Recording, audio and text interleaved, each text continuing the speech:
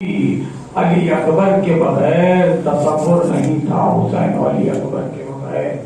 جب حسین نے علی اکبر کو اجازت دی تو زینب کے پاس آ کے کچھ مانگا، کہا کہ بہن آج حسین تم سے کچھ مانگنا چاہتا ہے۔ آپ سوچیں کہ زینب کتنا بے چین ہو گئی ہوں گی، کیوں کہ لاشوں پہ لاشیں آ رہے ہیں۔ اس کے بعد ماجایا یہ کہہ رہا ہے کہ بہن ہم تم سے کچھ مانگنا چاہتے ہیں۔ تو زینب نے کہا کہ بھیا جلد بتائیے۔ کہا کہ بہن جب کبھی تم نے ہم سے کچھ کہا ہم نے برابر آپ کی بات کو مانا، آج حسین تم سے کچھ مانگ رہا ہے۔ کہا بھیا جلد کیجئے، جلد کو پوچھئے آپ، میں آپ سے یہ سننے کے لیے بے چین ہوں۔ تو حسین نے کہا کہ زینب علی اکبر کو مرنے کی اجازت دے دیجئے۔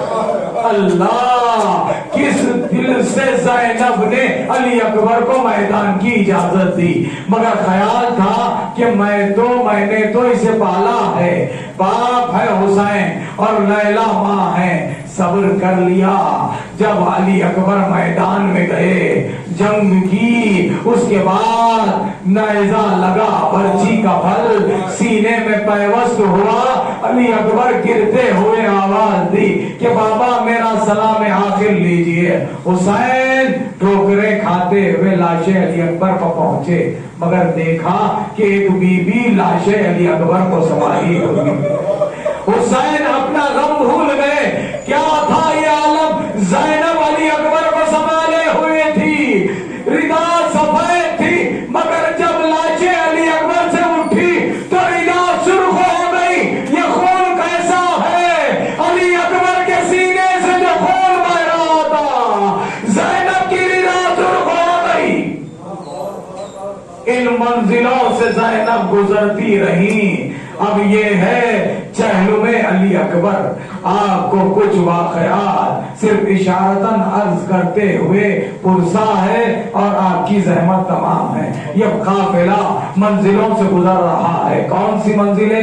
کوفہ و شام کے راستے ہیں۔ اب وہاں پر بیویاں جتنی تھی وہاں تماشے کے لیے بلایا گیا تھا، تمام شہر اکٹھا تھا، مگر جب ہر نیزے پر ایک ایک شہید کا سر تھا، کوٹھے پر بیویاں تھی، جیسے ہی علی اکبر کے سر پر نظر پڑی چند عورتوں کی تو کہا کہ بیویوں آپ میرے ساتھ چلو، میں دعا مانگوں گی تم آمین کہنا۔ اب علی اکبر کا نیزے پر، جس نیزے پہ علی اکبر کا سر تھا، بیویوں نے اسے اثار میں لیا، ہاتھوں کو بلند کر کے کہا پروردگار ایسا جوان جب دنیا سے اٹھ جائے اس کی ماں زندہ نہ رہے۔ اللہ لیلا طرف گئی، کہا کہ بیویوں میں اس کی ماں زندہ ہوں، زینب۔ اب قافلے جہاں روکے جاتے تھے تو سرائے شہداء ایک صندوق میں بند کر دیے جاتے، ایک ایک شہید کا سر رکھ کے محفوظ کر دیا جاتا، اس کو کہیں حفاظت کی جگہ رکھتے کیونکہ یزید کو پیش کرنا ہے۔ اب صبح ہوتی تو پھر نیزوں پہ سر بلند ہوتے، ایک ایک سر شہید کا نیزے پہ بلند کرنے لگے۔ جب علی اکبر کے صندوق کھولا، جس سر علی اکبر جس صندوق میں رکھا تھا اس صندوق میں تو سر نہیں ہے، مگر حسین کا جس صندوق کھولا تو حسین کا سر وہاں نہیں ہے۔ جیسے ہی حسین کا سر نظر نہیں آیا تو دل دوڑتا ہوا شمر سید سجاد کے پاس آیا، آ کے کہا کہ آپ کے بابا کا سر نظر نہیں آ رہا ہے جس صندوق میں ہم نے بابا کا سر رکھا تھا۔ کہا کہ جاؤ جس صندوق میں علی اکبر کا سر ہے اس کو کھولو۔ جیسے ہی علی اکبر کا سر جس صندوق میں تھا اس سر کو کھولا تو کیا دیکھا؟ علی اکبر کے سر پر حسین کا سر ہے، رخسارے پر رخسارہ ہے، منظر وہی ہے جب میدان سے علی اکبر کو اٹھا کے لے چلے تھے، رخسار پر رخسار تھا، سینے کو سینہ لگائے، مگر حسین علی اکبر کا غم نہیں بھولے۔ دربار کی منزل آئی تو دربار میں سب کے سر آئے گئے، یزید دیکھ رہا تھا۔ جب حسین کا سر آیا تو یزید نے کہا کہ حسین بہت جلد بوڑھے ہو گئے۔ تو شکر نے کہا کہ نہیں امیر، یہ حسین بوڑھے نہیں ہوئے، جب کربلا میں آئے تھے تو तो बाल सियाह थे और नीचे मुकद्दम भी सियाह थी। कहा कि फिर ये सफेद कैसे हो गए? कहा कि जब मैदान से अली अकबर ने सदा दी, बाबा मेरा सलाम आखिर लीजिए, जब हुसैन सजदे में गिरे उठे तो बाल सफेद हो गए थे, आंखों की बसारत ज़ाहिर हो गई। अल्लाह अल्लाह, ये गम हुआ हुसैन पर, लैला पर भी यही गम था। मगर ज़ैनब दर्द किससे बयान करे? तो जब कभी भी जब रिहाई मिली, रिहाई के बाद मजलिस हुई, मजलिस के बाद काफिला अरबईन हुसैन के लिए आया। अरबईन धूम से मनाने की ख्वाहिश थी ज़ैनब की, मगर गरीबों का अरबईन 61 हिजरी के बाद कैसा हुआ आप जानते हैं। चंद बीवियां हैं, सैयदे सज्जाद हैं, खबर के निशान हैं, खबरें बनी नहीं हैं। ज़ैनब ने रूदाद गम सुनाया, रूदाद सफर तमाम हुई। उसके बाद काफिला मदीने के लिए रवाना हुआ। अब यहाँ पर पुरसे की मंजिल यही है कि जब ज़ैनब कब्र रसूल पर पहुंची, कब्र रसूल पर हाजिरी हुई, फातिमा सुगरा से भी मुलाकात हो गई। फातिमा को तमाम घर का पुरसा मिला। उसके बाद ज़ैनब उठी, माँ की खबर पर आई।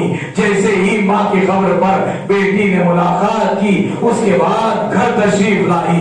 घर आने के बाद जब सैयदे सज्जाद के बाद अब्दुल्ला आके कहने लगे कि शहजादी का घर वो भी है जहां मैं रहता हूं, अगर सहमत करें तो शहजादी वहां आए। मैं चाहता हूं कि वाक़या करबला शहजादी की ज़बानी सुनो।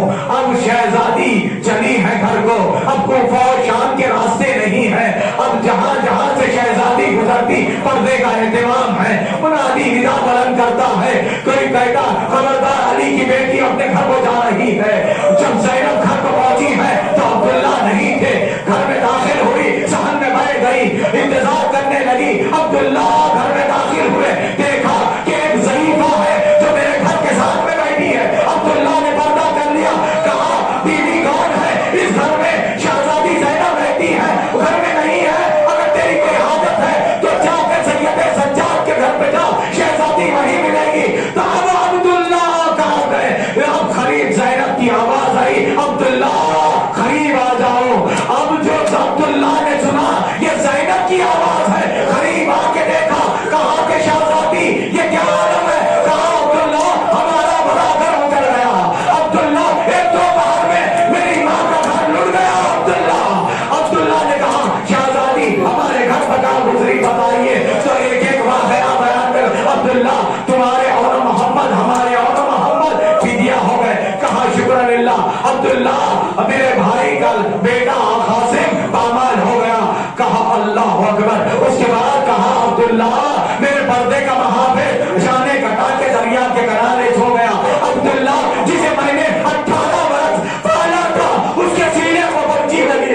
अब्दुल्ला जब कोई ना रहा तो मेरा भाई आलम क़यामत में खतरे में डाला गया।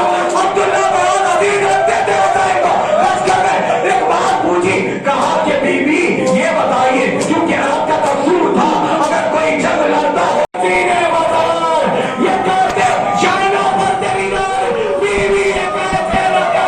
कहा अब्दुल्ला हमारे बाजार में हमें